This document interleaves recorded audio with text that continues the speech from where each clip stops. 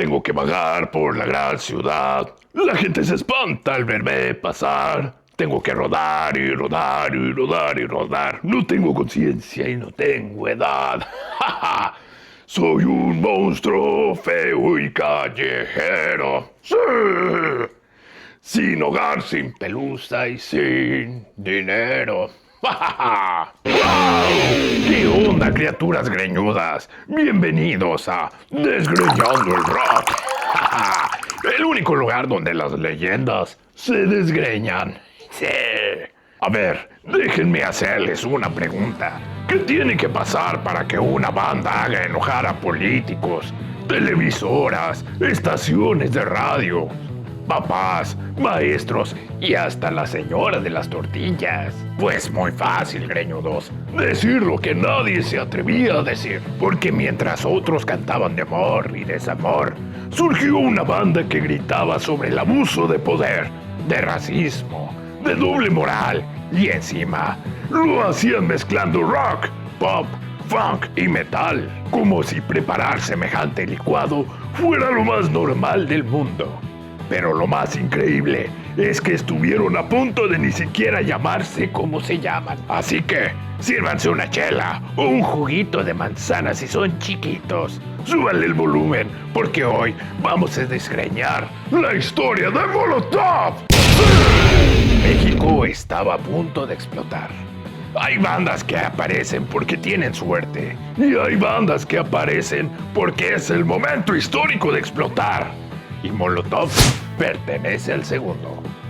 A mediados de los 90, México estaba viviendo tiempos complicados. La economía acababa de recibir un golpe durísimo con la crisis de 1994. Muchas familias la estaban pasando mal. La confianza en la política estaba por los suelos. Y sigue vigente. Y una nueva generación ya estaba cansada de escuchar los mismos discursos de siempre. Pero el rock mexicano tampoco empezaba desde cero. Antes hubo gigantes que resistieron cuando hacer rock era casi un acto de rebeldía. El Tri mantuvo encendida la llama durante décadas.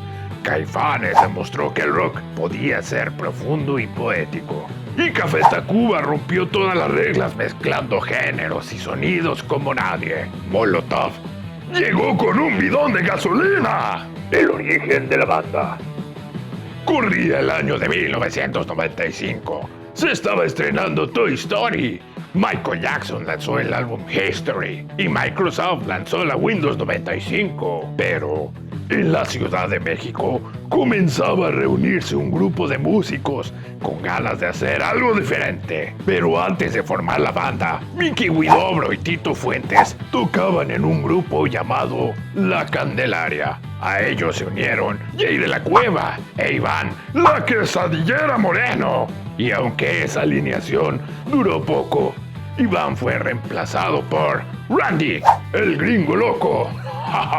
En aquellos primeros ensayos, había un joven Jay de la Cueva que con el tiempo se convertiría en uno de los músicos más versátiles de México. Sí, ese mismo que años después veríamos en proyectos como Moderato, Titán, The Guapos y muchas colaboraciones más. Me pregunto si aún habrá vacantes en The Guapos. Jay fue parte de la idea original de Molotov, pero antes de que la banda grabara su primer disco, decidió tomar otro camino y se fue. Su salida obligó al grupo a buscar un reemplazo y ahí apareció un músico con voz potente, mucha actitud y un estilo muy particular, Paco Ayala. Y así quedó formada la alineación que cambiaría el rock mexicano. ¿Por qué Molotov sonaba tan diferente? La mayoría de las bandas de rock tienen una fórmula muy sencilla. Un cantante, un guitarrista, un bajista, un baterista. Molotov agarró esa receta, la hizo bolita, la aventó por la ventana. Aquí todos cantaban, todos componían, intercambiaban instrumentos y además dos bajos compartían el protagonismo. Algo muy poco común dentro del rock mexicano. Eso le dio a la banda un sonido mucho más pesado, más profundo y completamente reconocible. ¿Pero qué creen, mis greñudos? todavía faltaba una decisión que iba a definir la personalidad de la banda, incluso antes de que alguien escuchara una sola canción, el nombre. Y cuando sepan de dónde salió, van a entender por qué nunca tuvieron intención de ser una banda tranquila. Hay bandas con nombres elegantes: Queen, Nirvana, Caifanes. Y luego llegan estos condenados y dicen: nah, nosotros nos vamos a llamar Molotov. Desde el nombre ya te estaban avisando que venían a incendiar. No era un nombre elegido para verse cool. Era una declaración de guerra, porque así querían que sonaran sus canciones, capaces de provocar incendios enormes. Una banda así no podría llamarse Los Chavos Alegres o Los Amigos del Bosque. Una banda así tenía que sonar poderosa. Dato curioso: Molotov ganó un concurso nacional de bandas organizado por el Refresco Negro, a pesar de ser una banda irreverente. Y ese fue el impulso para darse a conocer dentro de la escena underground en el rock mexicano. Pero después del concurso fue que vino la separación. ¡Oh, no! Pero eso no detuvo a Tito y a Miki. Y por eso es que con la nueva formación grabaron un demo por sus propios medios. Y esa cinta se repartía en tocadas que tenían. Y así la bomba se iba expandiendo. Entonces empezaron como una banda telonera en tocadas de bandas como La Cuca, La Lupita y Héroes del Silencio. Después llegó el ingrediente principal para que la bomba explotara: Gustavo Santaolalla. Sí, ese mismo que produjo discos de bandas como Café Tacuba, Bersuit, Maldita Vecindad, Los Prisioneros y Silent The Last of Us. O sea, que es el compositor de la banda sonora del juego. Entonces llegó el disco que nadie pudo ignorar. En 1997 apareció el primer disco de Molotov, Donde Jugarán las Niñas. Y antes de que alguien escuchara una sola canción, ya todo el mundo estaba hablando de él. ¿Por qué? Por la portada, por el título, porque era una burla descarada al álbum Donde Jugarán los Niños de Maná. Muchos se escandalizaron. Si no, pregúntenle a Jacobo y al gobierno. Algunas tiendas lo escondían dentro de una funda de cartón para poder tapar la portada y el disco en sí por su contenido explícito. Hubo censuras y, como suele pasar, entre más intentaban ocultarlo, más gente quería comprarlo. Y eso es una ley universal. Le dices a un mexicano: no vayas por ahí, y se va por ahí. No escuches este disco y compra dos. La censura tiene un superpoder: hace publicidad gratis. Cuando México escuchó a Molotov, se volvió loco. Inmediatamente conectaron con ellos. Decían lo que el mexicano y la banda joven pensaba, pero con gasolina y un encendedor. Imagínate, ir al tianguis, comprar el disco prohibido, llegar a tu casa, abrir el CD, meterlo al estéreo, subirle el volumen y de repente empiezan a sonar esos bajos, después la guitarra, luego 4 voces que parecían competir y entiendes inmediatamente una cosa: Molotov no sonaba como nadie. Pero eso sí, tu jefa te regañaba porque decía que era música del diablo. Rompían la estructura clásica de una banda, creando un monstruo enojado y hambriento. Y eso funcionó. La bestia estaba suelta. Ese primer disco dejó canciones que se convirtieron en himnos: Give Me the Power, Voto Latino, Cerdo, No me llames cerdo, Mueve tu cuerpo, yeah, y Puerta Negra.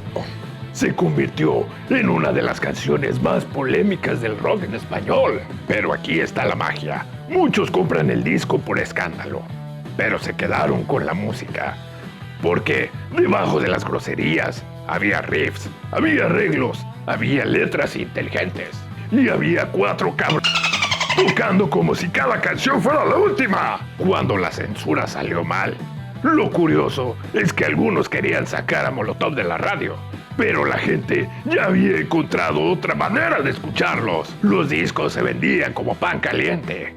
Las copias pasaban de mano en mano, los videos aparecían en MTV, los conciertos empezaban a llenarse, y mientras más los criticaban, más grande se hacía el infierno. Hay un dicho que dice, lo que no te mata, te hace más fuerte.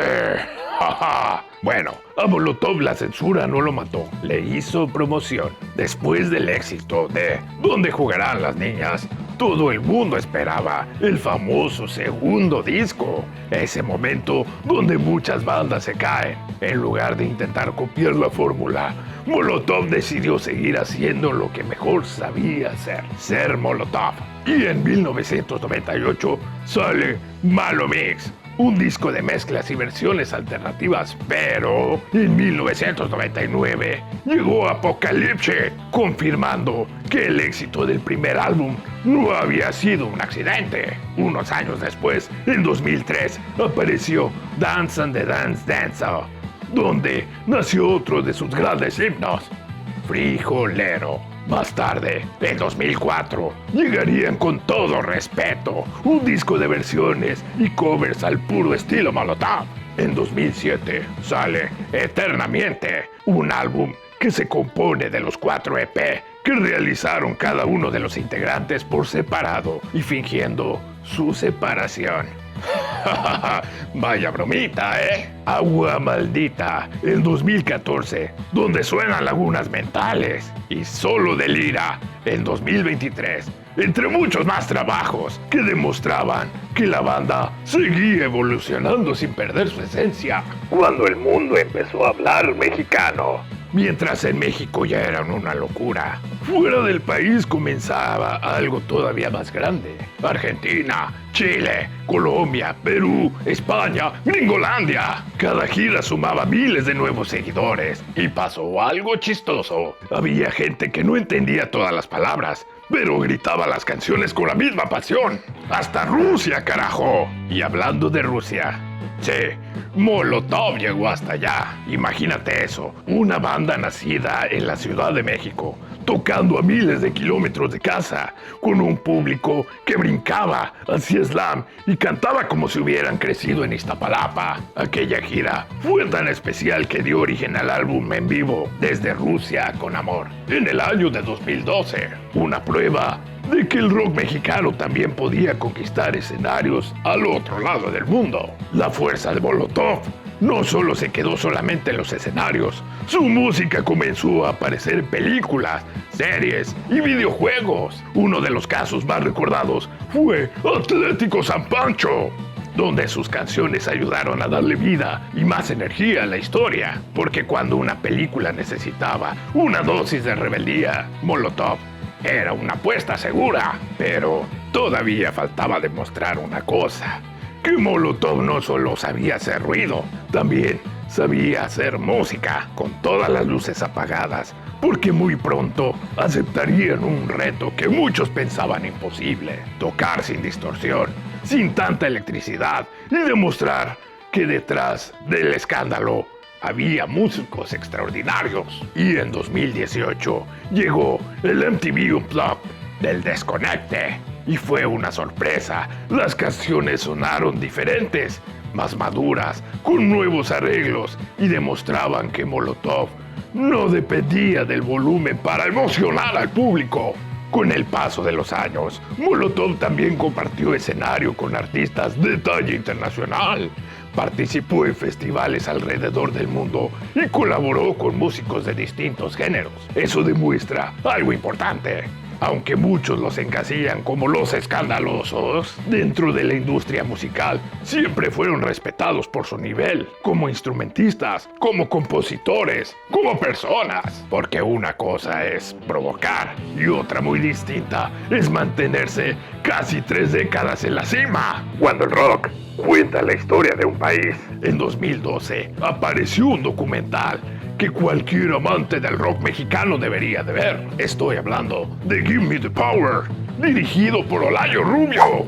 Y aquí hay algo importante. No es un documental sobre Molotov, es un recorrido por la historia del rock mexicano, desde los años en que fue perseguido hasta convertirse en una de las voces más importantes de la inconformidad social. Molotov sirve como hilo conductor para contar cómo el rock dejó de ser solamente música y se convirtió en una forma de expresar lo que muchos mexicanos sentían. Y eso son palabras mayores, porque cuando una banda ayuda a contar la historia de un país, deja de ser solo una banda y se convierte en parte de la cultura. Hay algo que me gusta muchísimo de Molotov. Nunca olvidó de dónde venía. Y una prueba de ello fue cuando compartieron el escenario con el Tri para interpretar Perro Negro y Callejero. Sí, no era solamente una colaboración. Era el encuentro entre dos generaciones del rock mexicano, los que mantuvieron viva la llama y los que la convirtieron en un incendio. Molotov nos enseñó que el rock no siempre tiene que ser elegante. A veces tiene que ser incómodo, tiene que hacer preguntas, tiene que burlarse del poder, tiene que decir las cosas de frente. Y mientras existan bandas capaces de hacer eso, el rock mexicano seguirá más vivo que nunca. Y si alguna vez te regalan un disco dentro de una bolsa negra, ábrelo con cuidado, porque seguro es de Molotov. Yo soy Peluso, tu monstruo de confianza. Gracias por acompañarme en otro episodio de Desgreñando el Rock. Y recuerden, greñudos, no importa si escuchas rock clásico, metal, punk, ska o cumbias sabrosas. Lo importante es nunca dejar de escuchar con el corazón, porque el rock no se peina, se desgreña. ¡Nos vemos! ¡Hasta luego, greñudos! ¡Ja, ja, ja!